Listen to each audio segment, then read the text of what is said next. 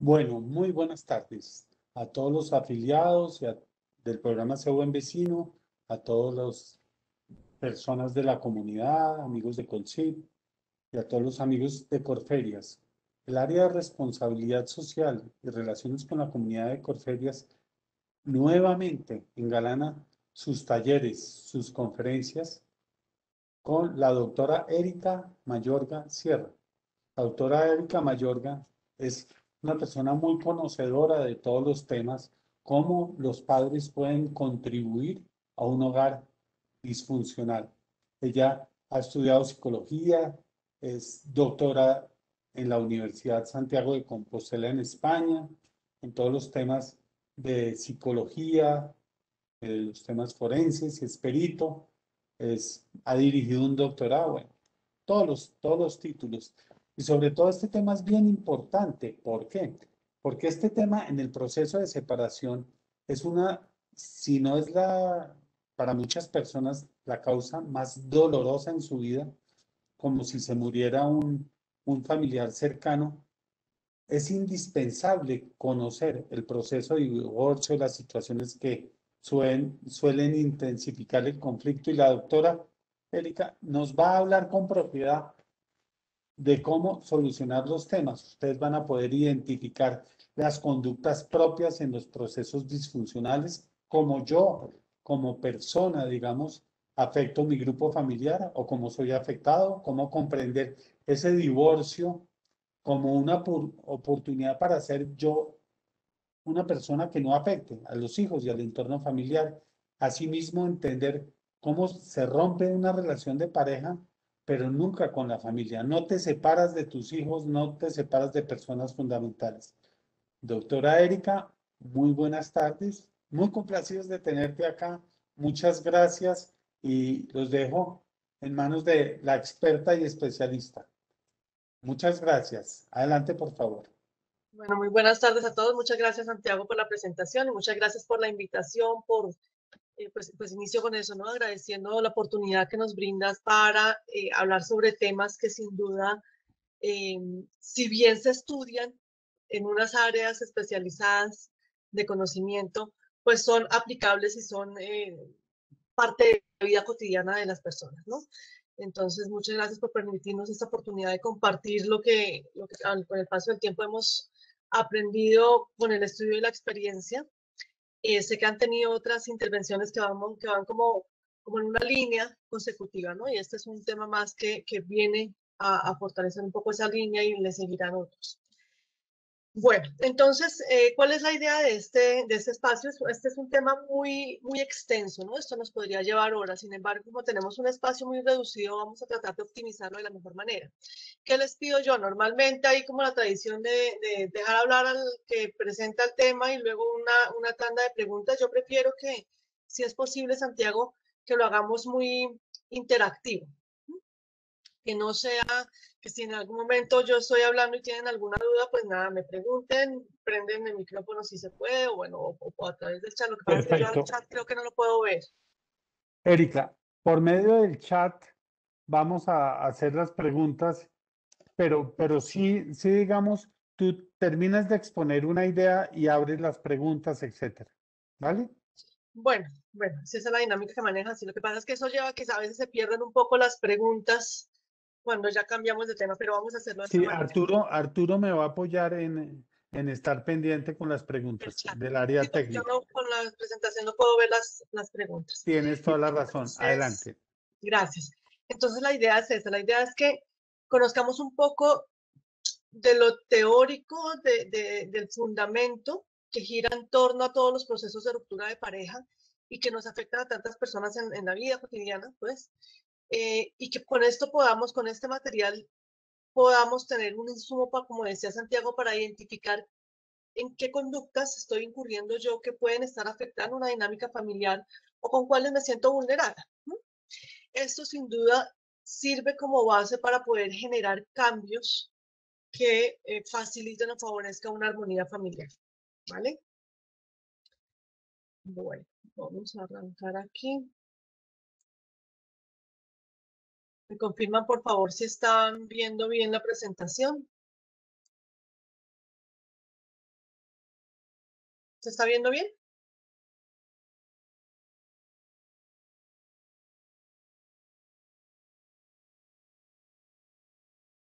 ¿Me están escuchando?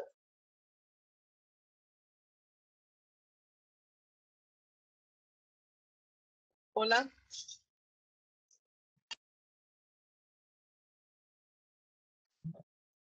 Hola, ¿me están escuchando?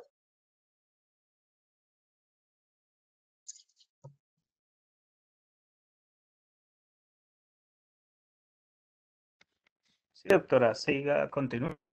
Bueno, Que la muchas escuchamos. gracias. Listo. Entonces, como bien lo indicó Santiago en la presentación, la idea de este espacio es hablar sobre cómo es ese proceso propiamente de la ruptura de pareja, divorcio o separación, independiente de la forma y la constitución de pareja que seamos, ¿no? Y cómo aportamos a eso, cómo podemos manejarlo, porque siempre o sea, tradicionalmente nos han enseñado que la ruptura de pareja es lo peor que nos puede pasar.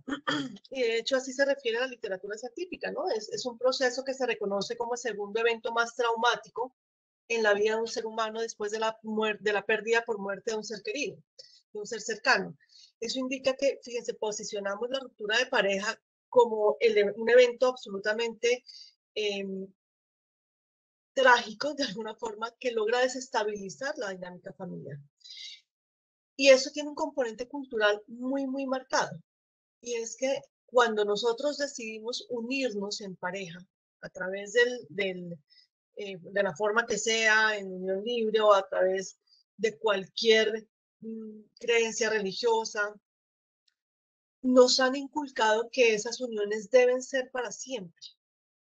Yo siempre le digo a los estudiantes, a nosotros nos educan un poco para unirnos, ¿no? Y hacen cursos prematrimoniales y un montón de situaciones, pero no nos permiten siquiera contemplar la posibilidad de un divorcio o una ruptura de pareja. Eso hace que cuando nos enfrentamos a dicha situación, porque lo único que necesitamos para divorciarnos es estar unidos, no necesitamos nada más. Entonces, esa imposibilidad que culturalmente se nos ha impuesto de no llame de mal agüero, no llame las cosas, no llame la desgracia, mijita, eso hace que no tengamos recursos mínimos para afrontar una situación de ruptura. Y esa falta de recursos, ese no querer ver esa posibilidad y no querer desarrollar herramientas para un momento determinado, hace que nos enfrentemos a un proceso de ruptura normalmente de forma inadecuada. No quiere decir que 100% de los casos. He conocido parejas que se divorcian de una manera muy sana, muy pensada, muy analizada y muy positiva para el funcionamiento familiar. Sin embargo, desafortunadamente no es el común denominador, ¿no? El común denominador es encontrar rupturas que con la ruptura incrementan el conflicto, ¿no? Que con el paso del tiempo incrementan el conflicto. ¿Qué nos dice la literatura? Cuando una pareja se separa, más o menos al año, todo empieza a estabilizarse para las dos partes y se puede como pensar en otra etapa. Sin embargo, en la vida real vemos que puede pasar 1 año, 2 años, 3 años. Yo he tenido casos en los que llevan 9 o más, o 9, 10, 11 años en conflicto después de la ruptura de pareja. Entonces, creo que una de las principales como alertas que yo quiero dejar hoy es, pensemos en la ruptura no como una desgracia. La ruptura de pareja puede llegar a ser una solución para un adecuado funcionamiento familiar, para minimizar y reducir la probabilidad de conflicto, para reducir la posibilidad de incrementar ese conflicto. Entonces, creo que uno de los puntos claves es ese, es cómo vemos la ruptura de pareja, cómo nos han tradicionalmente enseñado a verlo. Básicamente, y eso creo que coincidiremos todos, las personas se separan por conflictos. Nadie se separa porque estoy harto del exceso de armonía, de verdad, no puedo más con esta tranquilidad, no puedo más con esta felicidad. Las personas se separan por un conflicto que ya nos logran manejar de manera directa, por un conflicto que logró superar las estrategias de afrontamiento y de respuesta de las personas, por un conflicto que logró superar, logró exacerbar y pasar por encima de esos recursos psicológicos con los que todos contamos para afrontar situaciones difíciles en la vida. Situaciones difíciles afrontamos cotidianamente, en diferentes niveles, ¿no? Obviamente. Pero cuando nosotros nos enfrentamos a una situación difícil, pues salen todos nuestros recursos psicológicos, se activan en busca de soluciones y de hacer que ese conflicto y esa situación problemática pase sin dejar tanto rastro dañino, ¿no? Lo que logramos con esos recursos psicológicos es una mejor adaptación a esa dificultad que afrontamos en determinado momento de la vida. Sin embargo, cuando llegamos al divorcio, pues el divorcio siendo una situación conflictiva tan acentuada, pues resulta ser que el divorcio y todo lo que genera el divorcio y lo que gira en torno al divorcio, a la ruptura de pareja en general, pues empieza a menoscabar esa capacidad y esos recursos psicológicos con los que contamos. Y ahí es cuando empezamos a incurrir en la emisión de respuestas inadecuadas que lo que hacen es intensificar el conflicto. Claro, el divorcio genera una amalgama de emociones absolutamente fuertes e intensas y amplias que no son fáciles de manejar. Sin lugar a dudas, nadie está diciendo que el divorcio no, fresca, relájese, tomas una agüita, tranquilo y todo pasó.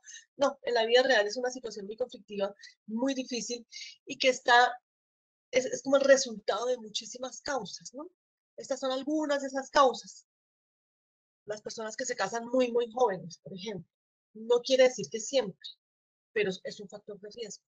Contraer matrimonio, no sé, estar o casarme con la persona con la que yo llevo desde los 16, desde los 15 años, pues es un factor de riesgo porque a medida que vamos avanzando en la vida, que vamos alcanzando niveles de desarrollo, pues vamos cambiando también nuestras expectativas, entramos en el aburrimiento, en la monotonía, y pues todo ello conlleva a incrementar el riesgo cuando el matrimonio se ha conseguido pues, estando muy joven los miembros de la pareja.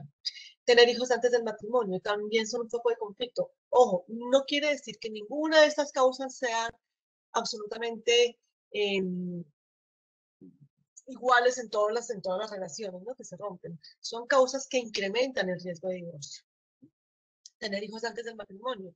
Estas parejas y estas familias reestructuradas pueden llegar a ser muy funcionales, pero sí que es un factor de riesgo entrar en la dinámica de una familia que ya funciona, ¿no? Que papá no viva con mamá no quiere decir que no sea una familia. Es una familia que funciona con una dinámica X, bonita, fea, amarilla, verde, y llega una tercera persona a esa dinámica familiar, a acoplarse a esa dinámica familiar y ello puede generar, puede convertirse en un foco de conflicto. Tener pocas habilidades para solucionar problemas, ese es otro factor de riesgo importantísimo, ¿no? No tener esa, claro, y eso está muy mediado por la estructura de personalidad, por la forma de ser de cada uno de nosotros, ¿no? No tener esa posibilidad de decir, bueno, en cambio de conflictuar por eso o una situación determinada, vamos a desplegar un abanico amplio de soluciones, a ver qué encontramos. Mi ex esposo o el papá de mis hijos quiere llevar a la niña a patinaje todos los días de 6 a 7 de la mañana. Y a mí me parece que no es un buen horario porque pues le estoy robando unas horas de sueño que considero importantes para mi hija. Pero él considera que es más importante el deporte. Y sí, el deporte es importante. Pero ante una situación de esas podemos desplegar un abanico de opciones de solución, ¿no? Entonces, cuando estamos en conflicto, esa capacidad o esa disposición para solucionar conflictos, para mirar muchas alternativas de solución de conflictos, se va reduciendo, ¿no? La comunicación, que también es muy propia del conflicto. Cuando estamos en pareja funcional, ¿no? Estamos bien armónicamente, los canales de comunicación funcionan muy fluidamente. Logramos, y fíjense que cuando estamos en esa situación, que logramos un canal de comunicación adecuado, una forma de comunicación adecuada, logramos una solución de conflictos muchísimo más fluida. Entonces, en un día llega y me dice, oye, ¿por qué no metemos a la niña a patinaje todos los días de 6 a 7 de la mañana? Y yo le digo, mira, lo que pasa es que pues, podemos meterla de 3 a 4, pues ya sale de clase, está un horario más ajustado y podemos solucionarlo. Pero cuando estamos en conflicto, los canales de comunicación empiezan a romperse y se empieza a cerrar la disposición de ambos miembros de la diada para permitir, ¿no? Que nos entre un poquito la información que nos quiere dar el otro, ¿no?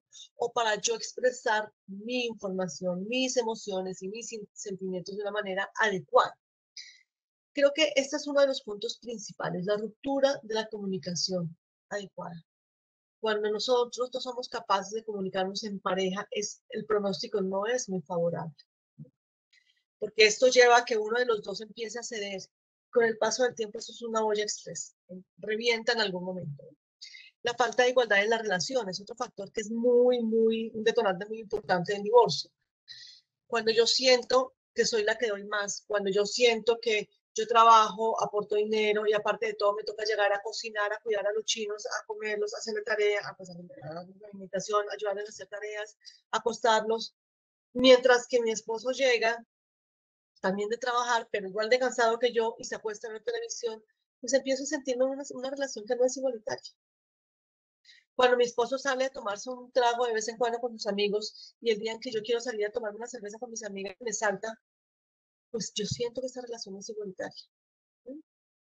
Cuando está muy bien que los domingos vamos a la casa de mi esposo, todos los domingos a almorzar con la mamá porque es regla, y una vez al mes le digo vamos a donde mis padres y no se puede, pues yo siento que la relación es igualitaria. Cuando yo percibo que estoy en una relación inequitativa en donde yo soy la parte afectada, pues empieza a rayárseme la cabeza, ¿no? Empiezo a pedir auxilio y a decir, ojo, espere, tratémonos aquí que pareja es porque somos pares, ¿no? Y los pares estamos en una situación de más o menos igualdad de condiciones. No quiere decir que seamos iguales hombres y mujeres, de ninguna manera, ni que el papá y la mamá o el hombre o la mujer en la pareja sean lo mismo, no, no son iguales, son hombre y mujer y tenemos unas diferencias muy marcadas. Pero en términos del manejo de las condiciones de la relación, sí que debería haber una igualdad, ¿no? Y eso creo que nos pone en una posición de mayor tranquilidad y satisfacción. Si yo veo que los dos llegamos cansados de trabajar, igual de cansados, pero mientras yo preparo la cena, él va listándolos para los en pijama, él va listando los chines para dormirse, mientras se prepara la cena, pues yo siento que estamos en una relación mucho más equitativa y eso va a favorecer los procesos de comunicación, eso va a favorecer la disposición que yo tengo en mi relación de pareja. Las expectativas frente a los patrones culturales. Yo creo que una de las cosas que más permea la familia la cultura, o sea, la familia es el reflejo de la cultura a la que pertenece. La familia, yo cuando veo una familia, cuando vemos una familia podemos identificar a qué cultura pertenece porque esa es la dinámica que adquirimos y que aprendemos. ¿Qué pasa? Que cuando esa relación de pareja se establece entre un hombre, por ejemplo, con unos patrones de crianza machistas muy marcados, en donde su progenitora es ama de casa, su progenitor golpeaba a la mamá para castigarle, la conducta se consideraba inadecuada y era una dinámica normalizada. Pues esa es la cabeza con la que yo crezco. Entonces, si yo establezco una relación, una unión con una mujer económicamente independiente, autónoma, con una vida social activa, dueña de sus decisiones, pues empiezo a generar cierto un cortocircuito, ¿no? Porque como que no me están dando lo que yo estoy acostumbrada. Mi mamá era un ángel y cuando llegaba mi papá la recibía con las chancletas en la puerta de la casa y ¿por qué esta mujer no lo está haciendo conmigo? No es tan buena como mi mamá.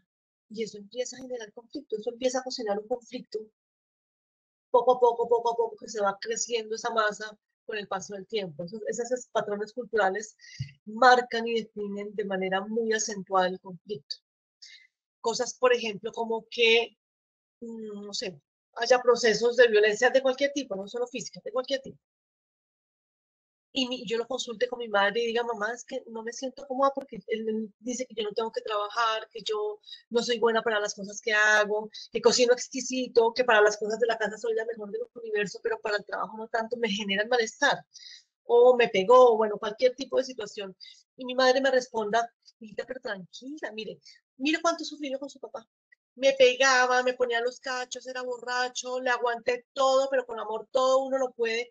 Ya tiene 75 años y ya no me pega, ya no me levanta la mano, pues es que a esa edad no se levanta nada, ni la mano ni nada.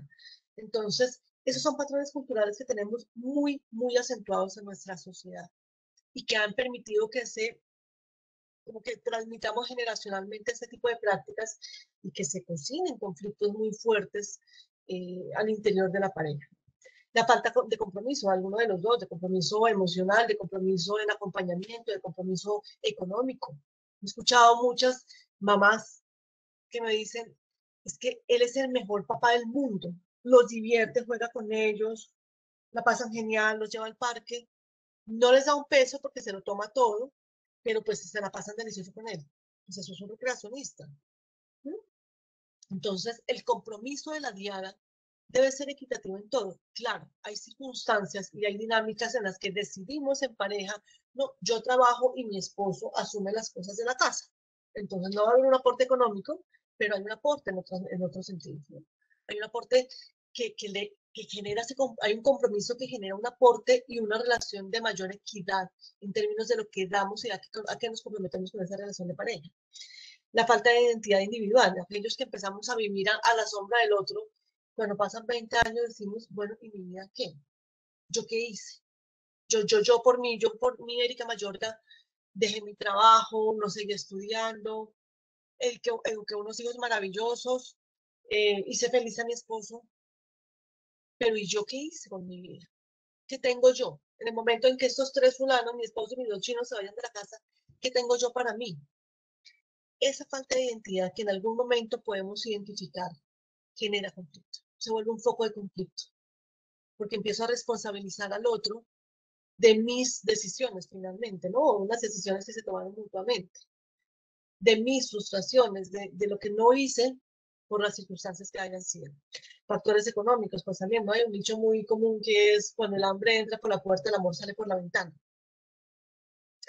Y eso es muy cierto, los factores, la situación, la precariedad económica genera, no porque la precariedad económica o la pobreza está directamente ligada con violencia o con ruptura de pareja, no, es porque la precariedad económica genera niveles de estrés muy elevados y los niveles de estrés sí que están directamente ligados con violencia, con poca comunicación, con irritabilidad, con poca disposición, ¿no?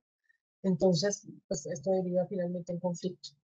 Situaciones de infidelidad, pues que ya sabemos todos por qué se generan, ¿no? Entre otras cosas también por temas muy culturales, ¿no? Tú eres mía y solo mía y no puede haber interés en nadie porque eres solo mía. Somos una cultura monogámica y eso no digo que esté mal.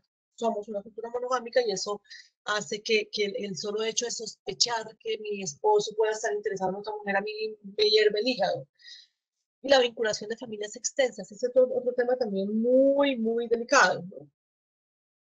Cuando tenemos rutinas que vinculan a terceras personas, esa cotidianidad con esas terceras personas, pues finalmente pueden derivar en una intromisión o en una falta de independencia y de privacidad de esa pareja, ¿no?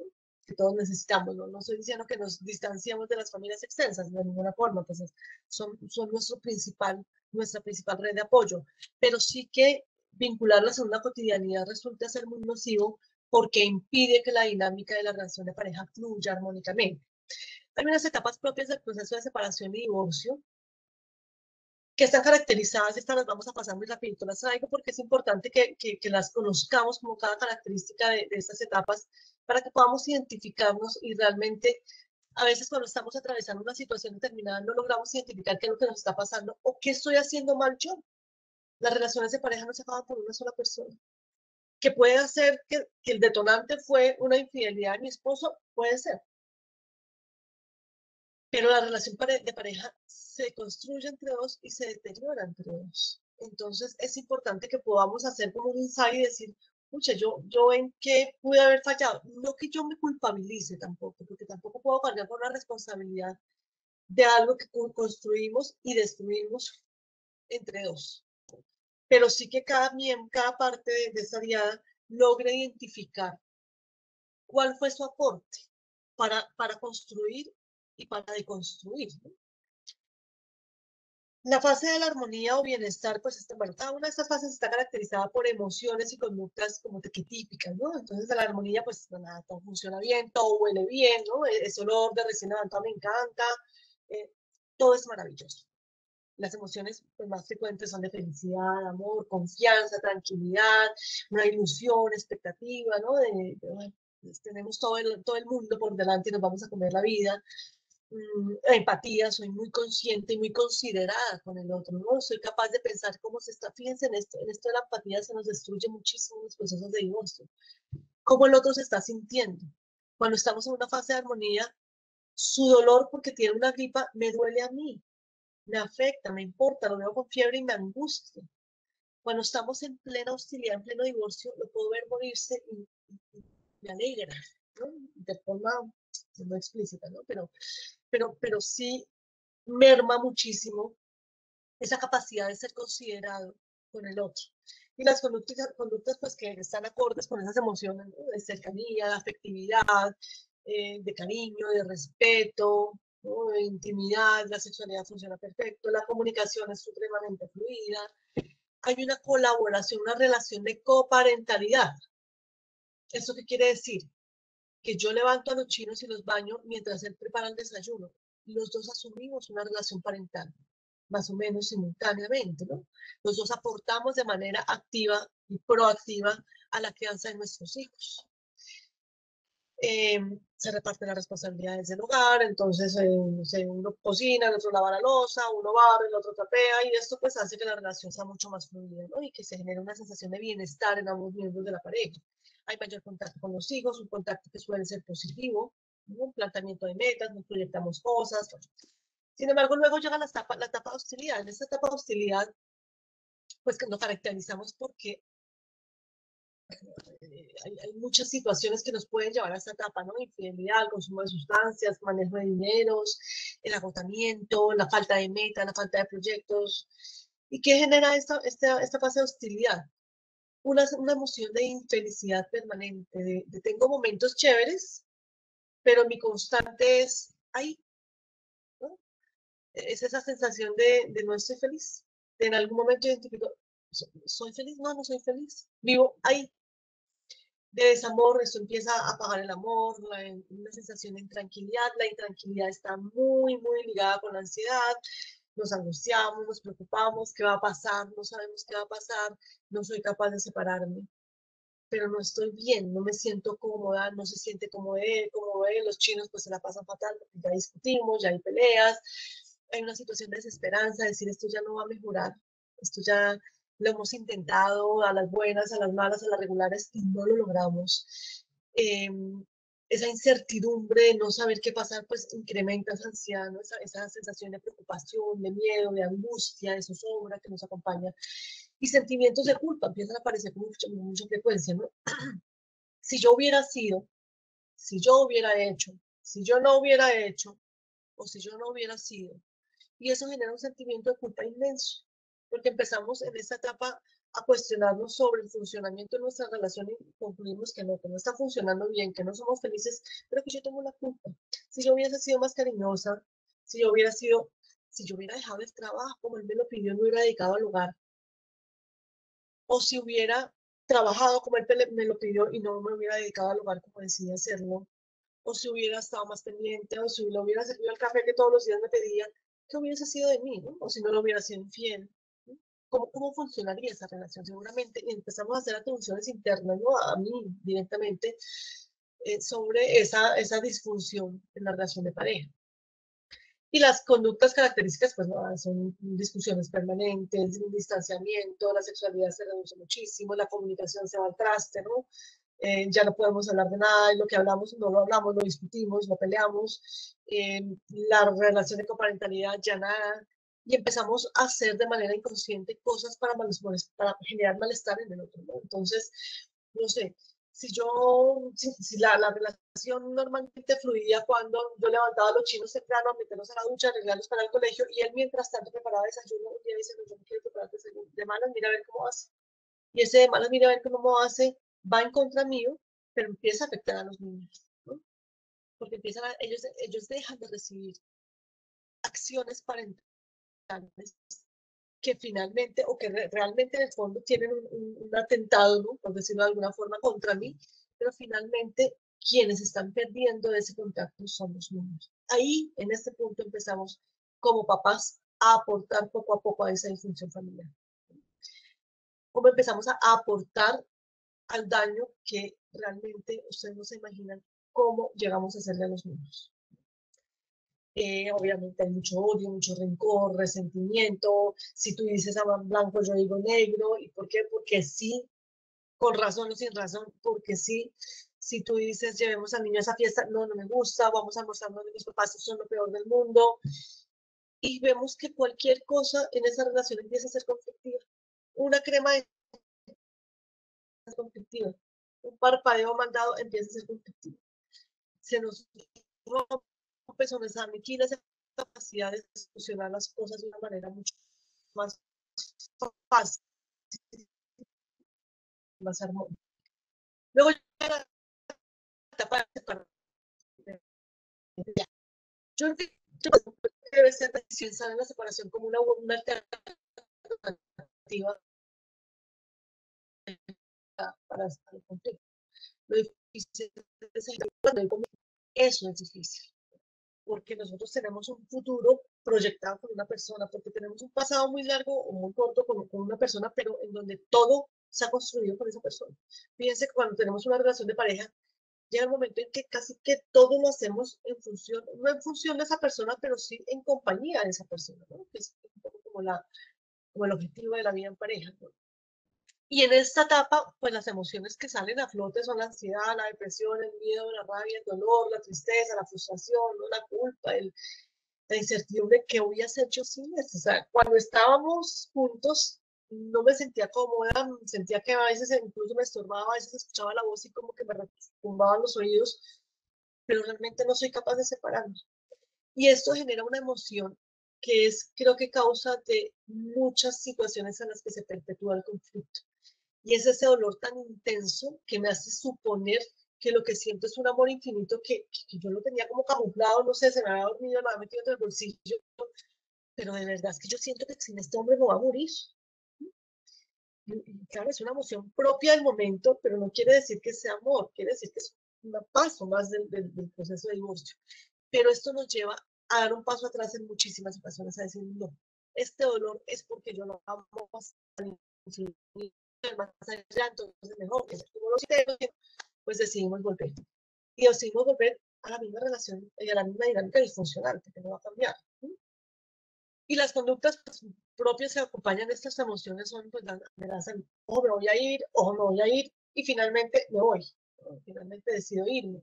Los hábitos insanos que se adquieren, no dormimos bien, no comemos bien, consumimos trago, nos vamos de fiesta, entonces yo ya llevaba 20 años aquí como medio muy juiciosa, entonces me voy de beber folgorio, me consigo un parche de amigas con las que me voy de fiesta todos los fines de semana, pido quien me ayude a cuidar los chinos por ahí, que eso no me amarro por eso, entonces le digo a la vecina, mi mamá, mi hermana, mi amiga, pues lo de menos, y empiezan a generarse esas prácticas adecuadas. El abandono, pues por alguno de los dos se va de la casa, normalmente, y también por cuestiones muy culturales, se va el papá. Esto no tiene ninguna explicación teórica, a menos que sean bebés, porque la única que lo puede amamantar es la mamá. Pero por lo demás es una cuestión netamente cultural, ¿no? Suponer que mamá y papá cualquiera, que eso es otra frase que nos han metido tradicionalmente en la cabeza y yo la tengo muy grabada desde muy pequeñita, que la gente decía mamá, papá cualquiera, y en este momento no, mamá y papá es papá. Padrazo cualquiera y madrastra cualquiera, no, sí, sin duda. Pero la mamá es una y el papá es uno, ¿no? Y el papá lo elegí yo, además. Que yo tenga una dificultad en elegir o que se me torció el camino a mitad camino, o lo que sea. Eso no implica que yo pueda quitarle esa importancia, esa relevancia al rol parental y maternal, al rol parental en general, ¿no? Paterno y materno. Entonces, sí, desafortunadamente casi siempre se van los papás, pero porque creemos que las mamás, culturalmente creemos que las mamás somos mejores cuidadoras que los papás, ¿no? Bueno, mucho llanto, violencia, en muchas ocasiones, pues estos momentos generan violencia o incrementan violencia, eh, permisividad con los hijos que está muy, bueno, estamos como que oscilamos entre o muy autoritarios o muy permisivos. ¿Por qué? Como los chinos a veces casi nunca se meten de manera directa y casi nunca expresan de manera muy explícita, no exteriorizan de manera muy clara lo que están sintiendo frente al divorcio de los papás. Entonces, asumimos, no, a este chino no le pasó nada, está como un nulo, ¿no? Eso no le afectó para nada. O cuando vemos que los niños están sufriendo mucho, pues empezamos a generar, como que a tratar de darles todo para suplir ese malestar que les estamos causando, ¿no? Y está clarísimo que los estilos de crianza permisivos son los más nocivos para el desarrollo de una persona, ¿no? Incluso más que los autoritarios. Ser permisivo con los hijos es lo más nocivo que podemos hacer para su vida adulta, ¿no? Para su adaptabilidad como ser humano y como ser social. Aparecen pensamientos distorsionados, ¿no? Pensamientos errados frente a lo que es la familia, frente a lo que es la pareja, frente a lo que es el rol como mamá o el rol como papá.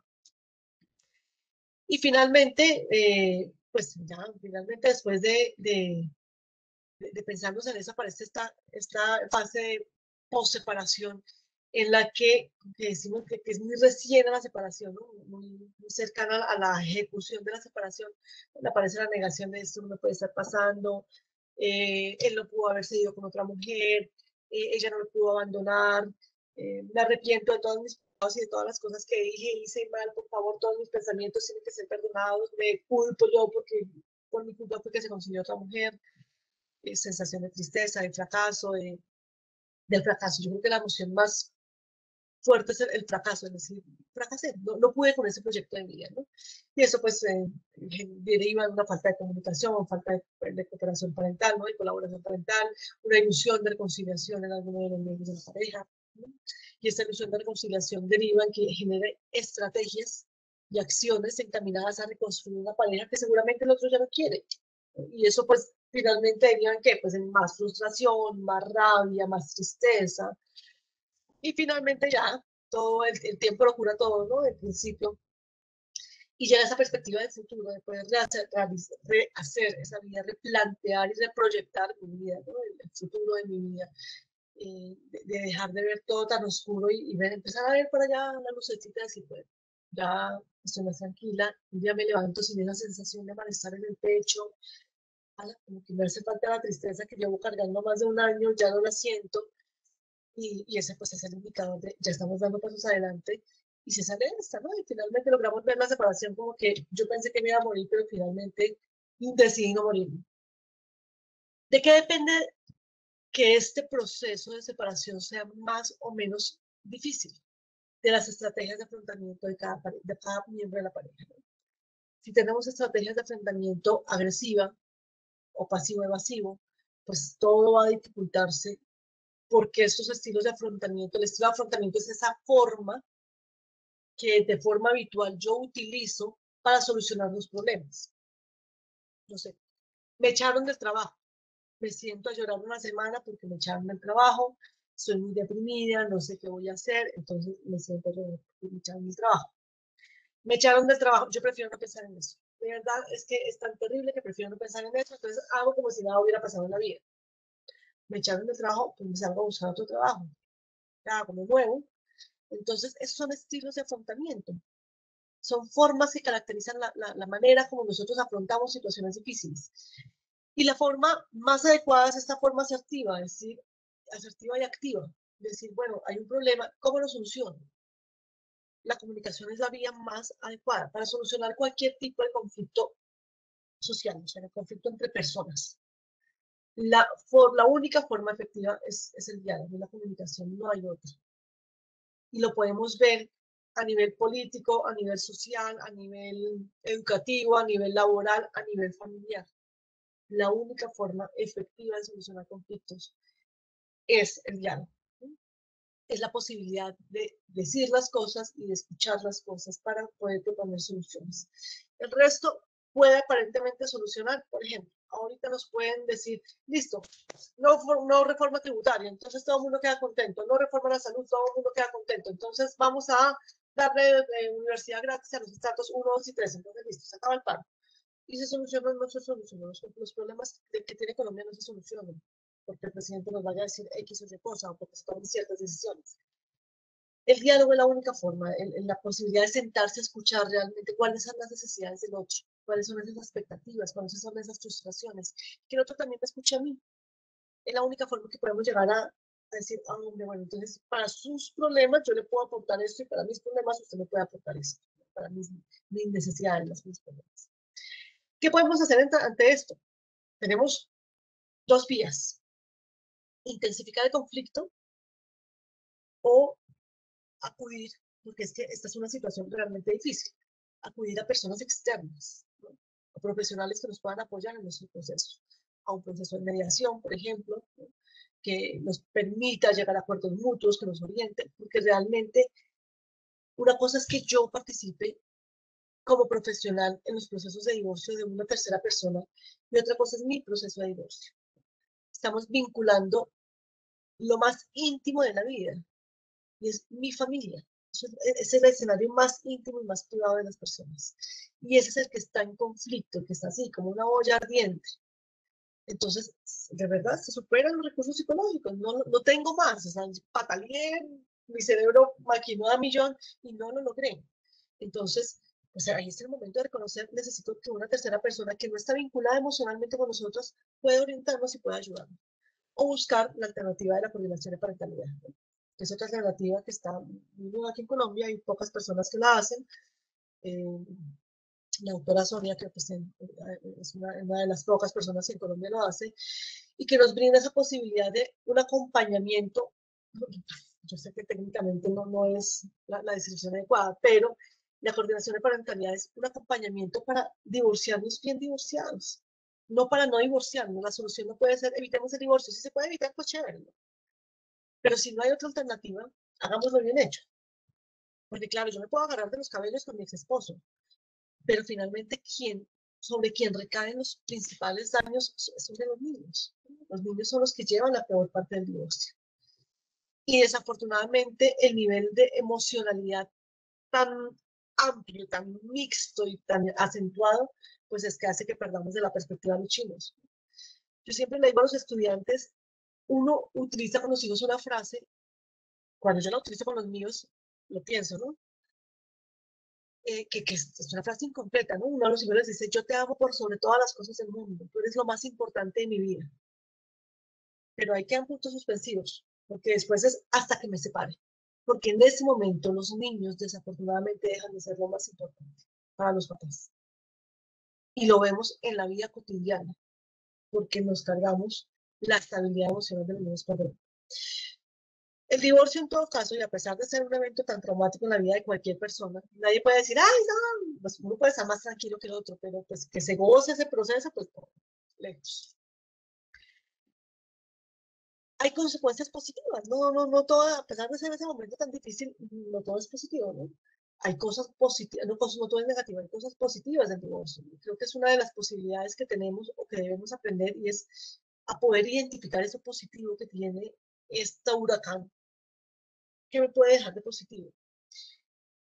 Se supone que el divorcio lo que debe principalmente es evitar el escalonamiento de los conflictos, evitar que el conflicto suba. Eso va en escalada. El divorcio debería evitar el escalonamiento del conflicto. Desafortunadamente no siempre pasa, porque el divorcio en algunas ocasiones, repito, intensifica el conflicto, ¿no? Entonces, nos divorciamos, perfecto el primer mes, visitas maravillosamente reguladas, la cuota perfecta, lo tienes hoy, no te preocupes, me consignas mañana, pero me conseguí un nuevo novio. Y ahí se dispara el tema. O él se consiguió una nueva novia, perdón, pero ¿cómo así que nueva novia si llevamos 3 meses divorciados o un mes divorciados? Fijo, la tenía desde antes. Y hasta ahí llega la paz. Y esto empieza a generarse una bola de nieve inimaginable que deriva en estados judiciales normalmente, ¿no? Que terminan en estados judiciales, ¿no? Dañando a los niños, finalmente. ¿Qué otra cosa positiva? Evitar sometimiento de los hijos a hogares disfuncionales y hostiles. Un niño, claro, el divorcio le va a afectar, porque sí o sí tiene consecuencias en los niños. No vamos a decir, ay, no, eso no les pasa nada. El divorcio tiene consecuencias en los niños. Pero vivir y crecer en un hogar disfuncional tiene peores consecuencias en los niños. En términos de costo-beneficio, si a mí me dan a elegir entre el malestar que le va a generar o la afectación que le va a generar a mis hijos el divorcio o la afectación que le va a generar a mis hijos vivir en un lugar disfuncional, sin lugar a dudas me quedo con la afectación que le genera el divorcio. El efecto nocivo en la salud mental y en el desarrollo psicológico de los niños que viven y crecen en lugares disfuncionales es absolutamente terrible. Y terrible no que lo vayamos a ver en ese momento, terrible que lo vamos a ver en su vida adulta, porque va a tener dificultades para hacer una familia funcional, porque va a tener dificultades en su vida social, porque no va a aprender a relacionarse de una buena manera, porque no va a ser sujeto igual de adaptativo. De verdad, nos retiramos la vida cuando nos sometemos a evitar ese divorcio y preferir vivir juntos solamente porque el niño ve a papá y a mamá en la casa, que se pegan, que se insultan, que se tratan mal, o que no se hablan, o que se ponen los cachos. Eso los daña mucho más. La disminución de los estrés en todos los miembros de la familia, no solamente de la pareja. Los papás se divorcian cuando hay conflicto, los niños descansan. Muchos niños dicen, lo mejor que hicieron mis papás fue separarse, o yo quisiera que mis papás se separaran. Entonces, a pesar de que les va a doler no tenerlos juntitos, el nivel de estrés baja. Una afectividad positiva, ¿no? Si lo hacemos bien hecho, pues va a ser una maravilla. La posibilidad de generar nuevos vínculos afectivos saludables.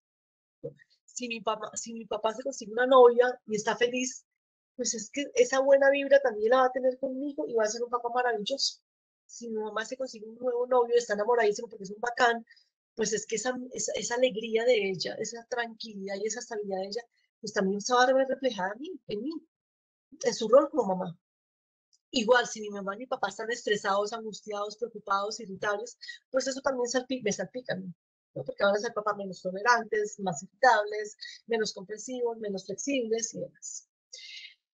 Consecuencias negativas, pues no, pues también, ¿no? Hay muchas, ¿no? A nivel económico, una de las consecuencias más negativas, y ahí los abogados me hallarán la razón, son las consecuencias económicas, ¿no? El efecto económico del divorcio es una cosa bárbara. De hecho, se convierte muchas veces en el motivo por el cual las parejas disfuncionalísimas no se divorcian, por cuestiones económicas. Los gastos de litigio, la cuota de alimentos, son sostener una nueva casa, ¿no? Eso pues acarrea repartir los bienes que ya se han adquirido, hay un decremento económico bárbaro.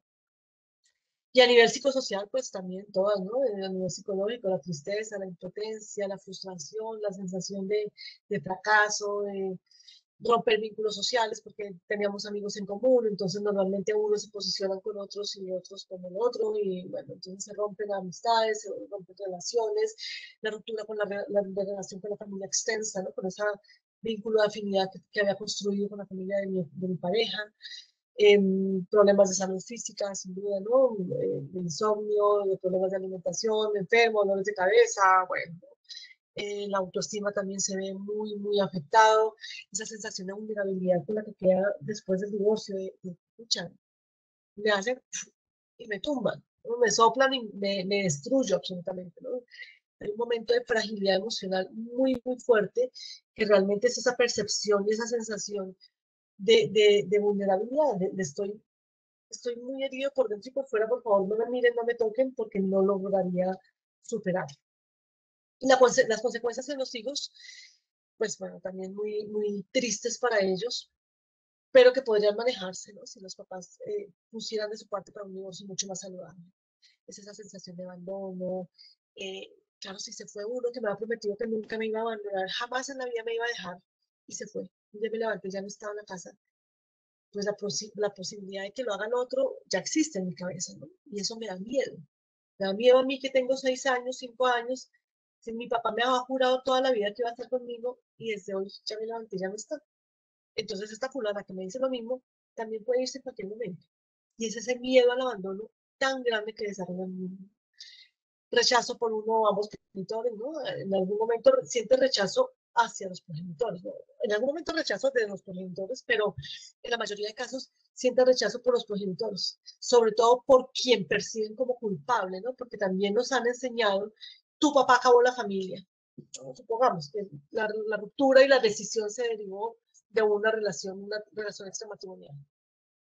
Entonces mi posición como mamá es, tu papá acabó con la familia. Y el chino que se queda con esa información falsa, además, ¿no? Errada. La familia no se acabó. Y creo que esa es otra de los llamados y de las invitaciones que les hago hoy. Con el divorcio la familia no se acaba. Si la familia se acabara, el día de la familia en el colegio de los niños no tendrían a quién invitar. Los hijos de separados, que hay un montón además. La familia sigue. Tiene otra forma. Claro, tiene otra forma. Se acabó la pareja. Se acabó la pareja. Pero la familia sigue siendo la misma. La mamá sigue siendo la misma, el papá sigue siendo lo mismo y los hijos siguen siendo los mismos. La familia sigue siendo la misma. Y esas expresiones que tenemos como papás, pues generan un rechazo, suelen generar un rechazo de los niños hacia algunos de los progenitores, ¿no? Y ahí empiezan los problemas más graves.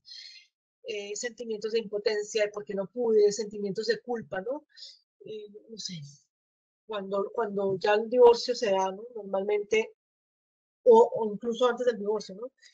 La crianza es uno de los principales focos de conflicto entre los papás, los estilos de crianza. Nosotros desafortunadamente no evaluamos con quién nos reproducimos, ¿no? Entonces, decimos, este hombre es maravilloso, juicioso, pilo, sano, guapo, bueno, con este fue, me reproduje con este otro. Pero, pues es que no tengo ni idea de sus estilos de crianza y puede ser que él sea autoritario y yo permisiva, pues entonces vamos a tener conflicto toda la vida. Y el niño va a escuchar que nuestras peleas giran en torno a sus cosas, giran en torno al colegio, a la alimentación, a las pautas de crianza, ¿no? A los permisos, a la televisión, al internet, al computador, bueno, al deporte, las actividades, en torno a sus cosas. Entonces el chino dice, es por mi culpa. O sea, estos dos peleaban todo el tiempo y se separaron porque es que no, uno decía blanco, el otro decía negro. Entonces, pues es mi culpa. Si no estuviera yo, y así lo reportan los niños, si yo no hubiera nacido, mis papás no se habrían separado. Claro, pongamos en una cabeza chiquita, ¿no? Ese no es el sentido real. Pero una cabeza chiquita, el proceso, la capacidad cognitiva no le da para pensar diferente. El desarrollo cognitivo de un niño pequeño es precario. Son básicos, ¿no? Entonces, piensan e interpretan como ven textualmente. Entonces, pelean por mí, se separaron, pues pelearon por mi culpa, se separaron por mi culpa, entonces yo soy el culpable y yo soy el que estoy destrozando. Y eso genera unos efectos emocionales devastadores, ¿no? Que incluso hemos tenido niños con intentos suicidas porque se sienten culpables de la ruptura y el conflicto entre sus progenitores, ¿no? Esto puede desencadenar en problemas de conducta en los niños mayorcitos pues tienen más problemas a nivel social, ¿no? En el colegio, de cómo se relacionan con el entorno social, de inicio de consumo de sustancias, de trago, de pasar más tiempo con los amigos. Los adolescentes tienen una preferencia muy marcada hacia su vida social, necesitan hacerlo. Y pues un divorcio en estas, como que abre la puerta al inicio de consumo de sustancias, de alcohol, de cualquier otro tipo de droga, de relaciones disfuncionales, de que se aparten mucho del grupo social, entonces generan una inadaptación social muy marcada, ¿no? Y en los pequeñitos está muy ligado con su desarrollo. Empiezan a generar, tienen como más efectos internalizantes, ¿no? De dolor, de tristeza, ansiedad, de llanto, de frustración, de miedo, de culpa, los chicos sienten más culpa, empiezan a quedarse de pronto a generar un bajo desempeño académico. ¿Por qué? Porque tienen su cabeza en otro universo, no en la clase, no porque se vuelvan brutos, no, es porque tienen su atención fijada en otra cosa, que es más importante que el colegio, que es más importante que la clase de matemáticas, y son los conflictos de su casa. Y los niños tienen una particularidad y es que no comparten esa información con nadie. Ellos lo de la casa se lo comen callado, porque los papás además que sí lo entrenan, ¿no? Esas peleas no se la cuenta a nadie. Entonces los chinos aprenden a comerse todos solos, pero es que comerse todos solos no es que es tan juiciosito y respetuoso de la privacidad de la casa, no, es que lo estamos llenando y estamos armando una bomba atómica, ¿no? Porque esto cuando estalla mal. Entonces a los niños también debemos educarlos en si te sientes mal, no a todo el mundo, pero elige un par de personas con las que puedas expresar lo que sientes. Que ese es otro daño que nosotros como papás hacemos, ¿no? Y es decir a los niños, esto no le cuente. Cuando hay procesos de maltrato, por ejemplo, de violencia entre los papás, esto no se le cuenta a nadie. Ustedes se imaginan lo que puede sentir un niño que ve que su papá le pega a su mamá o viceversa, debe sentir el dolor más infinito. Y yo le estoy obligando a que se guarde ese dolor. Lo estoy obligando le estoy obligando o le estoy enseñando que las emociones no se expresan y eso genera dificultades en la inteligencia emocional. Y las dificultades en la inteligencia emocional terminan en problemas muy graves en la vida adulta. Entonces debemos educarlos en que esto está grave, reconocer que tenemos un problema familiar, una disfunción familiar y decirle al niño, esto sé que te causa daño y no lo quieres hablar con nosotros, pero puedes hablarlo con tu profesora, puedes hablarlo con tu abuelita, puedes hablarlo con una tía, una persona que sepamos que es cercana al niño. Con esa persona puedes hablar de cómo te sientes. No lo hagas con todo el mundo, pero con esa persona hazlo, porque el niño necesita sacarlo. Y a todos los niños los tenemos atorados y tu familia, bien, bien, pero con el paso del tiempo empezamos a ver los efectos. Por etapa de desarrollo, esto también lo va a pasar muy rápido, hay algunas características, te quiero como que las vean porque pues, ustedes tienen hijos en estas edades, es importante que logren identificar qué suele suceder, ¿no? Qué debería pasar y qué se sale de esto. Los niños pequeñitos siempre son los que llevan la mejor parte. Los niños pequeñitos ni se van a acordar, ni lo van a sufrir, claro que lo sienten, porque sienten la ausencia de uno de sus progenitores, ¿no? Y están más tristes, se ponen más llorones, más ansiosos, más chillones. pero pues no se les va a acabar la vida. Realmente estos nos llevan mejor en todo. Cualquier cosa que a un niño le pase, bueno, son antes de los 3 años, lo superan muy fácilmente, ¿no? Cualquier situación. Porque no tienen memoria autobiográfica, no tienen memoria episódica, no pueden recordar hechos vividos, ¿no? Pueden acordar, tienen memoria semántica, por eso se aprenden las palabras, pero no tienen la capacidad para guardar información de hechos vividos. Lo que recuerda un niño, lo que un niño grande diga o un adulto diga que recuerda a esa edad es porque es una memoria implantada, no hay otra opción. El cerebro no permite que a esa edad se guarde información de vivencias. Entonces, van a crecer bien, solamente que sí van a ser mucho mayores y es importante fortalecer el vínculo con ambos papás. Eso es siempre fundamental. Yo me puedo agarrar de los cabellos con mi expareja, porque me puso los cachos con una mona despampanante, jovencita, que tenía todo puesto en su lugar, y yo estoy muerta de la ira y de la frustración y de la rabia y de todo. Pero es que ese es un problema con él. A los niños no le puso los cachos, me puso a mí. Entonces, a pesar de todo, debemos, no sé, tomar valeriana, ¿no? Buscar apoyo profesional para poder hacer esas cosas, para poder discernir entre cuándo puedo estar muy brava por los cachos, pero cuándo debo respetar ese rol parental. Siempre lo debo respetar y lo debo favorecer. Ah, pero es que no me dio la plata. Pues muy mal del papá que no pague la cuota de alimentos, pero pues tras de fortuno con papelas el chino, ¿no? Un papá que le vulnera un derecho, no pagándole los alimentos, y una mamá que le vulnera el derecho de tener acceso a su papá. Entonces el chino está fregado, ¿no? Cuando nos ponemos en ese plan de, si él no me da plata, yo no le dejo ver a su papá, pues que entre el diablo y escoja, porque el niño está siendo vulnerado por los dos lados, ¿no? Uno porque no le da las obligaciones económicas y la otra porque no le permite acceso a su otro progenitor.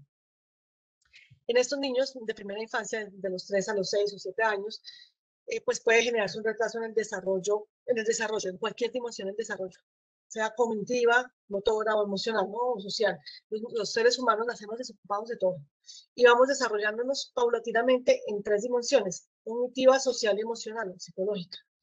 Y alguna de esas empieza a quedarse, ¿no? Normalmente se afecta más la social y la cognitiva que que la, que la motora, ¿no? Pero pues sí hay como cierta tendencia a que en alguno de estos, ¿no? Se genere como un retrasito. Problemas de comportamiento, que sean niños más pataletudos, más llorones, porque necesitan más atención, que estén más inquietos, más ansiosos, más nerviosos, que no se quieran separar de la mamá o bueno, con quien estén.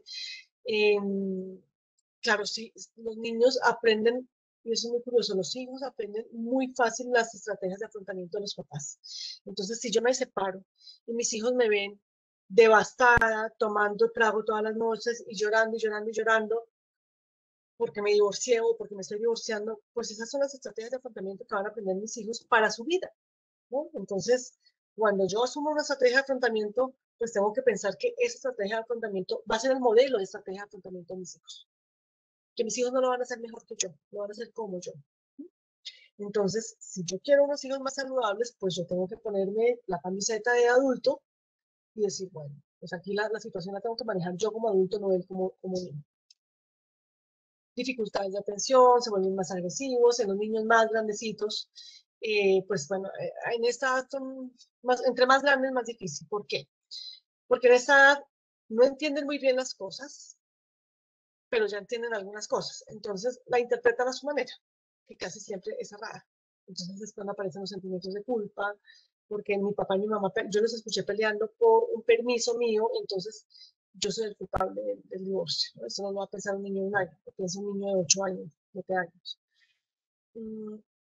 Todo esto podemos manejarlo si favorecemos por encima de la rabia y de la frustración la relación, que el niño tenga relación activa con ambos progenitores. En esta edad pues es muy frecuente el bajo rendimiento académico, las relaciones con los papás, con los pares, con los amiguitos del colegio pues suelen ser disfuncionales, no son muy hostiles, ¿no? Pelean, les empieza a doler todo porque los niños a esta edad somatizan todo, entonces les duelen las piernas, les duele el estómago, les duele la cabeza, son como las 3 partes, las 3 quejas más frecuentes, ¿no? Las piernas, el estómago, las extremidades, el estómago o la cabeza. Ya los preadolescentes, pues entre más grande, más difícil, empieza a verse los efectos más relacionados con la vida social. Niños muy hostiles o muy retraídos, ¿no? Que no logran interacciones saludables, ¿no? Socialmente hablando. no logran adaptarse adecuadamente a los diferentes escenarios, tienen una culpa muy grande, no entienden bien, pero ya entienden más. A esta edad los papás suelen cometer un error muy frecuente y es que como ya tienen 12 años, ya es grande, ¿no? Entonces empiezan a contarles cosas que no le corresponden. A mí no me interesaría, no sé, si mis papás se separaran a esta edad, a estas alturas de la vida, no me interesaría saber detalles de las cosas, pues son cosas de ellos. Los hijos no tienen por qué saber detalles de las situaciones. Y a los 12 años uno no es grande. Ya tiene 13, ya es toda una señorita, entonces no, imagínate que lo que tu papá hizo fue que me puso los cachos y yo lo pillé. Y la China lo que está haciendo es alimentando un odio infinito por su papá. Y además que sintiendo, experimentando un dolor más infinito. Y en la adolescencia, pues nada, tras de cotudos con paperas, porque en la adolescencia, la vida en la adolescencia es difícil. No para los papás, para los chinos, ¿no? Porque no se sienten, no se ubican, no se ajustan, no se sienten cómodos con casi nada, ¿no? Excepto con su grupo social, a veces, ¿no? Algunas veces tampoco. Pero en esta es muy difícil porque hay más posibilidad, como hay una mayor independencia, pues hay más posibilidad de vincularse con conductas inadecuadas. Dios mío, vamos muy tarde de tiempo. Bueno, en esta etapa pues necesitamos un apoyo muchísimo más acentuado, ¿no? La adaptación de los niños, ¿de qué depende? Pues de la adaptación de los papás. Si los niños perciben que los papás se ajustaron adecuadamente a la relación familiar, pues así mismo lo van a hacer, ¿no? Es una relación directa. ¿Qué incrementa ese desajuste de los niños a la nueva situación familiar? Claro, si yo al niño le digo, tu papá acabó la familia, pues el chino crece pensando que no tiene familia, porque la familia se la acabó. O sea, cuando a mí se me acaba el champú, es porque ya no hay más champú, se acabó. Si yo a mi hijo le digo, se acabó la familia, es porque ya no hay más familia, se acabó. Y es una información errada, la familia no se acabó. Lo que tenemos que decirle a los niños es, nuestra familia cambió de forma. Seguimos siendo una familia, pero con una forma diferente. No todo es negativo, pueden sacarle provecho incluso a este tipo de situaciones, ¿no? Pero y lo que buscamos, lo que tenemos que buscar siempre es que los niños se ajusten a esa nueva dinámica familiar, a esa nueva forma de familia, que los niños no la sufran. Y ese no la sufran depende 100% de los papás, 100%. Nada de los niños. Si son pequeñitos, pues la van a sacar más fácil, ¿no? El nivel de conflicto parental. Si yo perpetúo, claro, es que el divorcio es difícil, nadie dice que no, claro, pero es que como usted no está en este problema que estoy yo, no estoy. Pero he conocido problemas de todas las categorías y todos los niveles, muy difíciles, menos difíciles, más fáciles. Y siempre se pueden manejar. Lo que pasa es que se hacen más difíciles cuando no los manejamos adecuadamente desde el principio, ¿no? Si nosotros alimentamos este conflicto parental, pues es muy difícil que los chinos se ajusten. Porque pueden pasar 10 años y los niños siguen percibiendo el mismo conflicto. El cumplimiento del régimen de visitas, con plata o sin plata, aquí no hay plata. Claro, debe haber una satisfacción con la pensión económica, claro. Debe haber un compromiso de los dos progenitores por ese cumplimiento de la obligación económica. Pero eso no tiene que estar, no tiene un hilo pegado a las visitas. El niño no tiene nada que ver, el niño no tiene por qué pagar las consecuencias de que su papá no le dé dinero. Entonces queremos castigar al papá, pero a quien castigamos es al niño, ¿no? Porque es que aquí no estamos pensando en el derecho del papá de ver a su hijo, estamos pensando en que el hijo tiene derecho a ver a su papá. Entonces, si no me paga, pues yo no sé, le echo la madre, lo consiento, no sé, ¿qué haré? Pero el niño sigue teniendo el derecho a ver a su papá. Las nuevas parejas son otro foco de conflicto inmenso, ¿no? Que aparezca un nuevo novio, una nueva novia, eso es que debemos manejarlo. Si estamos separados, pues qué mejor que esa persona tenga una compañía que le dé bienestar emocional, porque es que ese es su bienestar en todo sentido, económico. Yo le quiero ver pobrecito, su pobreza va a recaer sobre mi hijo también. Entonces, yo debo pensar, si este man con el que yo estoy furiosa porque me dejó por otra, lo dejo pobre en la ruina, le armo un show porque no quiero que tenga más novias, lo hago infeliz, pues va a ser una persona infeliz, ¿no? Entonces yo voy a sentirme muy contenta porque él está infeliz, pero es que si él está infeliz, eso es lo que tiene que para darle a mi hijo. Entonces mi hijo también va a sufrir, ¿no? Si yo promuevo que mi expareja tenga un buen trabajo, lo apoyo, lo acompaño, si tiene una reunión fresca, yo le cuido el chino, pero consiga ese trabajo bueno, me alegro porque tengo una relación de pareja que lo tenga contento, qué chévere. una relación de pareja que pueda apoyar, darle cosas buenas a mi hijo, qué mejor. Eso es garantía del bienestar de mi hijo también. Entonces, fíjense, ¿por qué les digo que perdemos del norte a los hijos? Porque todo el conflicto se gesta en función de mi rabia contra él, yo contra él y él contra mí. En ningún momento en el panorama aparecen los hijos. La satisfacción de la presión económica, ya lo vimos, el tiempo transcurrido desde la separación, se supone que entre más tiempo pase, pues tenemos que estar más acomodados. La separación de los hermanos también es terrible. Yo no puedo separar hermanos como repartir hermanos como repartir bienes. No. Los hermanos deben estar juntos, siempre. Son un grupo de apoyo. Los únicos que sienten lo mismo ante el divorcio de los papás son los hermanos, nadie más. Todo uno me puede considerar, pero el único que siente el mismo dolor que yo es mi hermano. Entonces, no me lo quiten de lado. Y el periodo de preseparación, si fue muy conflictivo, si fue muy fuerte, si fue muy doloroso, pues también influye en esto. Y ya para cerrar, porque estamos muy pasados de tiempo, voy a hablarles así de manera muy rápida de estos 3 fenómenos que se asocian a la sobrecarga. Son errores muy comunes, ¿no? Al conflicto, a la ruptura de pareja. La sobrecarga es uno y hay varias formas de sobrecarga. La sobrecarga es atribuirle a los niños responsabilidades que no les corresponden por edad. No quiere decir que los niños no tengan responsabilidades en su casa, claro que sí, pero proporcionales. Yo a mi hijo de 3 años no le puedo poner a lavar ropa, ni a lavar loza. A mi hija de 8 años ya la puedo poner a hacer cosas más grandecitas, ¿no? de mayor responsabilidad. Y hay muchas formas de sobrecarga. Poner a mi hija de 8 años a que cuide y cría al hermanito, porque yo estoy muy ocupada y estoy muy triste y yo no puedo levantar de la cama, entonces prepárale tú la comida, no le corresponde. No tiene capacidad para eso, no lo va a hacer bien. Y la voy a sobrecargar, ella va a sentir que tiene una carga inmensa en la espalda. Contarle mis cosas, mira, tú que ya tienes 13 años y ya eres tan grandecita, ya eres toda una mujercita, ven, te cuento, vas a ser las mejores amigas. No, los papás no podemos ser mejores amigos de los hijos, porque es que a mi hija no le va a gustar y le va a generar mucho daño yo contarle, que yo le cuente las minucias de la separación. Eso se le puedo contar a mi amiga. Y mi amiga va a echar madres y se va a unir y se va a aliar conmigo, va a decir, sí, maldito, acabemos con él. Pero mi hija no me dejaba sufrir. Yo le voy a causar un dolor. Yo como mamá. Y yo como mamá tengo la obligación de protegerla, no de dañarla. Y con eso yo le causo daño. Y eso es muy frecuente que pase. Pero tiene derecho a saber. No tiene derecho a saber. No tiene por qué saber. Tiene derecho a saber que los papás se van a separar. Claro que sí. Pero los detalles y las razones no tiene por qué saberlas. ¿Sí? Así como ustedes no les contaron los detalles de cómo se concibió esa niña o cómo se unieron, no tienen por qué saberlo. Entonces, cuando hagamos eso, pensemos, yo como mamá le estoy causando daño a mi hija. No le estoy causando daño a él ni siquiera se entera. La que está sufriendo es mi hija, ¿y por qué? Por mi responsabilidad. No hay mucha forma de sobrecargarlos, de decirles, mire, como yo no hablo con mi papá, usted vaya con su papá, dígale eso. Entonces la china con que dice, yo no digo eso a mi papá, no, se muere y me mata, la mata, no. Entonces empiezan a maquinar información para maquillar la información y eso lo sobrecarga mucho. Entonces todas aquellas acciones que hacemos que generan un peso tan grande en los niños. No le cuentes a tu mamá que fuimos a San Andrés con novia Pepita Pérez porque se vuelve con una loca. Y la china o el chino con esas ganas de contar con su mamá y decirle lo divertido que estuvo el viaje y que la mona despampanante que ella odia es una bacana que me consiente, me cuida y quiere a mi papá. Y quiero compartir esa felicidad con mi mamá, pero me toca calladito porque si no armo un conflicto en la casa.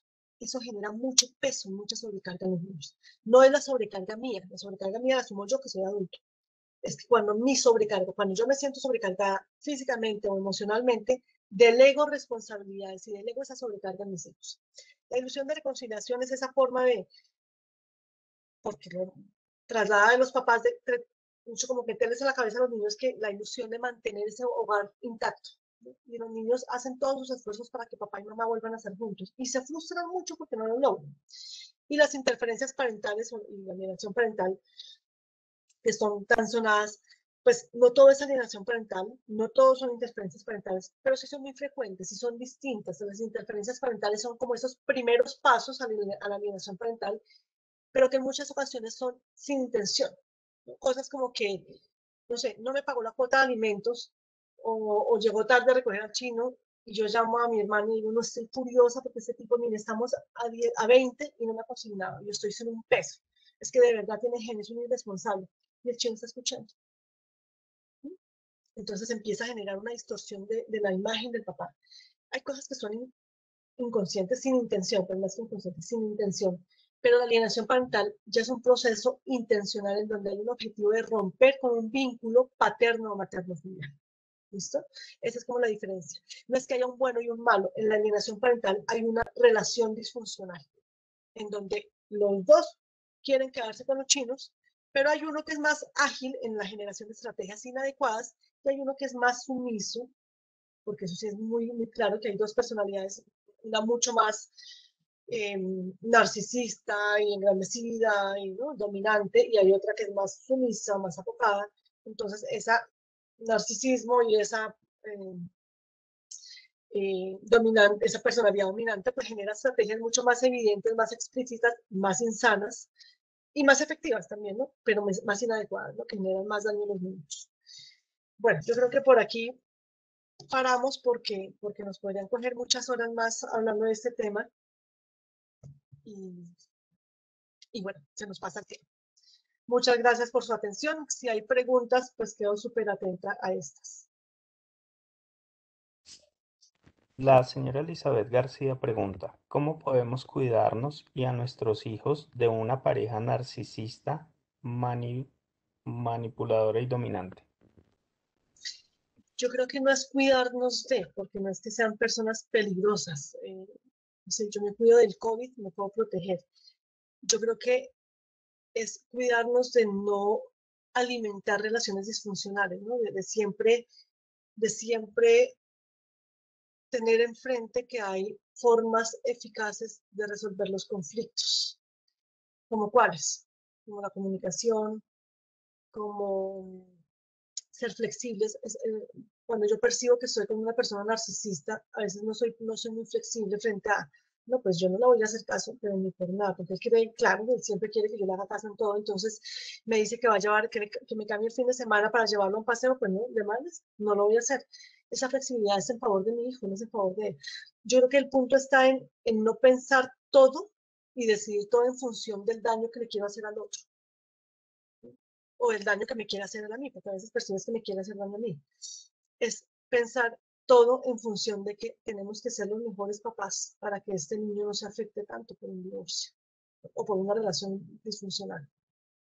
Creo que más que cuidarnos es más que cuidarnos de alguien, es cuidarnos de nosotros mismos, de no incurrir en esas conductas que alimentan esas dinámicas disfuncionales. Doctora Erika, buenas noches. ¿Cómo estás, Santiago? Buenas noches. Bien, relacionado un poco con lo que estás diciendo, no sé si yo estaré equivocado, la experta eres tú. Eh, pienso que todo parte de sí mismo. Entonces, en una situación tan compleja como una separación, donde hay muchas veces dos bandos y a veces tres, porque hay gente de la familia que se mete o gente muy allegada, ¿cómo fortalecerse a uno mismo y no hacer, digamos, no tomar acciones, no hacer cosas que dificulten más la relación? ¿Cómo interiorizarse? Porque en teoría es muy fácil, pero en la práctica puede ser bastante, muy complejo. Claro, en la práctica realmente es muy complejo, porque como les decía, está vinculado a mi proyecto de vida, mi vida absolutamente, ¿no? ¿Qué puedo hacer? Cuando yo siento que ya realmente supera mi, o sea, bueno, no lo voy a poder identificar de esa manera, pero hay un momento en que empieza todo a volverse conflictivo, en ese momento yo debo pedir ayuda profesional, porque es que hay cosas que yo no puedo solucionar. ¿Sí? Un acompañamiento, por ejemplo, el rol de coordinador de parentalidad es un rol supremamente sano para evitar judicializar. El momento en que un divorcio toca el sistema judicial, es un conflicto mayor, cada día mayor, porque es el sistema judicial, estar vinculado en el sistema judicial es muy hostil, ¿no? Es nocivo para ambas partes. Y tener claro, creo que una de las cosas, de las premisas fundamentales es tener claro que yo lo que puedo controlar es mi conducta. Yo no puedo controlar lo del otro. Entonces, ¿qué pasa? Que yo empiezo a emitir mi conducta en función de la conducta del otro.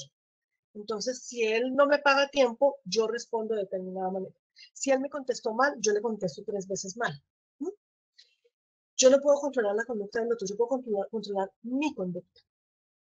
Y si yo logro controlar mi conducta, puedo aportar a que ese conflicto no se intensifique. Si en algún momento yo siento que, aunque yo trato de controlarme y de aportar a una comunicación adecuada, a no conflictuar todo, pero el tema sigue creciendo, pues busco ayuda profesional. Yo creo que es la manera más sana para poder atravesar un divorcio adecuadamente. Miren, yo conozco familias que se han logrado separar adecuadamente y como familias siguieron funcionando siempre bien. Me refiero a que seguir funcionando bien, que compartan las fechas especiales de los hijos, que estén al tanto de las cosas del colegio de los niños, de la salud, de todo lo que implica el rol parental, ambos. ¿Sí? Que yo no coja a los niños como escudo para pelear contra el otro, para acabar al otro. Eso es lo que suele suceder. Yo quiero acabar al otro, ¿y cómo lo acabo? Pues todos sabemos que el punto flaco de todos los que tenemos hijos, pues son nuestros hijos, ¿no? Entonces, ser consciente de que yo puedo controlar mi conducta, no puedo controlar la de él. Él puede seguir siendo el lobo feroz, pero yo no necesito convertirme en su hermanito lobo feroz. Yo puedo tratar de ser no caperucita, pero pues tratar de manejar el asunto. Si yo no veo que en algún momento, aunque yo hago esos intentos, no logro solucionarlo, busco ayuda profesional. Es la forma de salir de esto, una mediación, una coordinación de parentalidad, un proceso terapéutico clínico. Sí. Segunda cosa, pregunta. Dicen la gente que ha estudiado y que maneja los temas tanto legales como psicológicos, que entre más yo haciendo cosas adrede para perjudicar al otro, que era lo que tú decías hace un momento, que entre más odie a la otra persona, entre más le eche pestes a mis hijos de esa persona, entre más salga fuego de mi boca, de mi mente, etcétera, no estoy perjudicando al otro, sino me estoy perjudicando a mí. Es lo que yo he escuchado. Yo creo que más que perjudicarme a mí es que estoy perjudicando a mis hijos, ¿no? Yo creo que es un poquito eso, salir de esa dicotomía entre somos él y yo de conflicto. Sí, somos él y yo adultos y nos ponemos en conflicto. Pero es que hay una prioridad, son los hijos. Esa es la prioridad. Y si yo atento contra el otro, estoy atentando contra mis hijos. Estoy causándoles yo directamente un daño a mis hijos, más que a mí. Claro, a mí también, pero más allá de eso, porque pues, finalmente el divorcio nos va a dañar a los dos y lo vamos a sufrir los dos cada uno a su manera, pero aquí lo realmente grave es lo que recogen mis hijos y cómo puedo afectar su vida futura. Es que no es que sufran los 6 meses del divorcio o el año del divorcio, es lo que esto implica para la vida adulta de estos niños cuando sean adultos. Que cuando yo sea mayor voy a ver un hogar disfuncional en mis hijos y los voy a ver infelices y me lo puedo atribuir a mi falta de lucidez o de comprensión o de amor en el momento adecuado para no haber dañado a mis hijos. Creo que el daño principal lo llevan los niños, siempre, porque ellos se están formando, están creciendo, se están desarrollando y crecen. O sea, los niños, las personas crecemos con lo que tenemos en nuestro ambiente, ¿no? Y si crecemos en un ambiente insano, pues así vamos a crecer. Perfecto. Muchísimas gracias. Nos pregunta la señora Elizabeth si la doctora es posible compartir sus datos de contacto. Claro que sí, voy a compartirles aquí en pantalla para que lo tengan ahí. No sé si este es mi correo electrónico. Puedo dejarles, si quieren, porque para dejarles dos correos, no con este correo, ahí me pueden escribir. Incluso les puedo dejar mi número telefónico por si lo están viendo ahí. Perfectamente. 312-456-2510.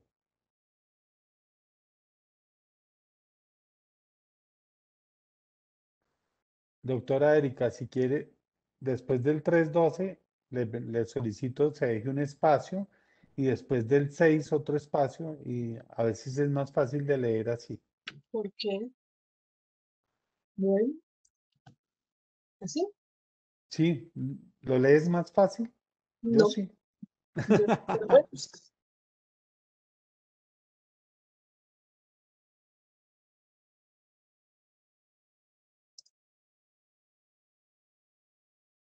Perfecto. Listo. Claro, yo como director del programa, Sé Buen Vecino, nuestros conferencistas todos son muy calificados, todos tienen experiencia y la idea no es, Corferias es el medio para transmitir la información. La idea es que ellos nos den sus experiencias. Si yo como persona quiero acudir a uno de estos especialistas, al igual que lo que publicamos en el periódico Enlace, ustedes van a tener como miembros del programa, como comunidad, todos los datos para que ustedes le den una llamada, le escriban un correo electrónico a la doctora Erika o a todos los demás doctores que nos acompañan aquí en cada una de las conferencias de los talleres y se sientan libres, porque ellos con el mayor gusto, con el mayor cariño, dan su información, pero ellos son profesionales que también trabajan en su vida en un litigio o en una asesoría o en una ayuda a la comunidad como profesionales y obviamente pues eso tendrá un costo.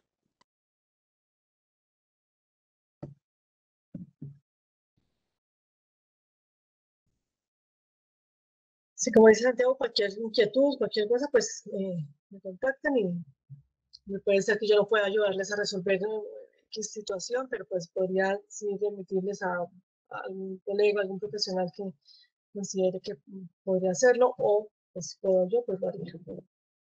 Y les digo que digamos, este programa de las relaciones familiares va a quedar en la página de enlace-mediocorferias.com y ustedes van a poder repasar todos estos temas, cada una de las conferencias. Y lo importante aquí también es que este es un medio de consulta donde podemos ser mejores personas. Por eso creamos este taller. Estos talleres tienen el aval de Colsip, que es el Colegio Colombiano de Psicólogos, ente rector de la psicología en Colombia, pero además les digo, son quienes expiden las tarjetas profesionales de los psicólogos. Hay más de 16.000 doctores especializados en cada una de sus áreas, etcétera. Y la dirección de Colsip nos ha destinado las mejores personas que consideraron para que ustedes escuchen de cada uno de ellos en los temas en que son más fuertes las conferencias. Siga, doctora Erika Mayorga Sierra, por favor. Disculpa, no te escuché la última parte porque está viendo una visita de que está entrecortado.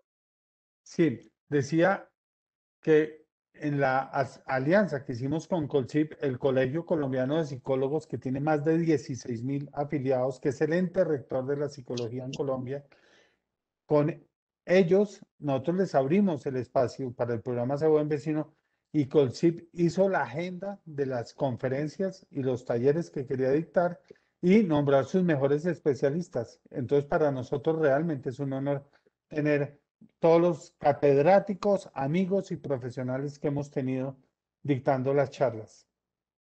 Muchísimas gracias, Santiago, de verdad, por esas palabras y por la invitación, ¿no? Reitero mi agradecimiento por la invitación. Efectivamente, el colegio pues las que estamos aquí somos miembros todos del colegio. Yo soy parte del listado de peritos del Colegio Colombiano de Psicólogos también.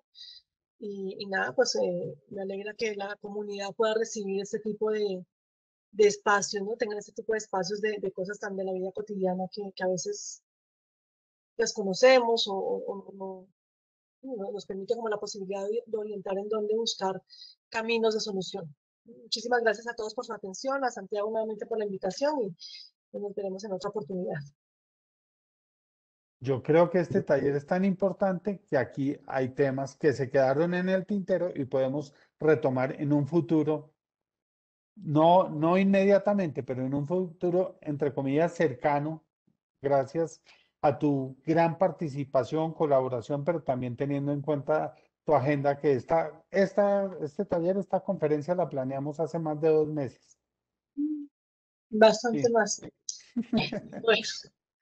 Bueno, Bueno, un feliz gran noche para abrazo. todos. Gracias Feliz igualmente. noche. Hasta Gracias luego. a todos.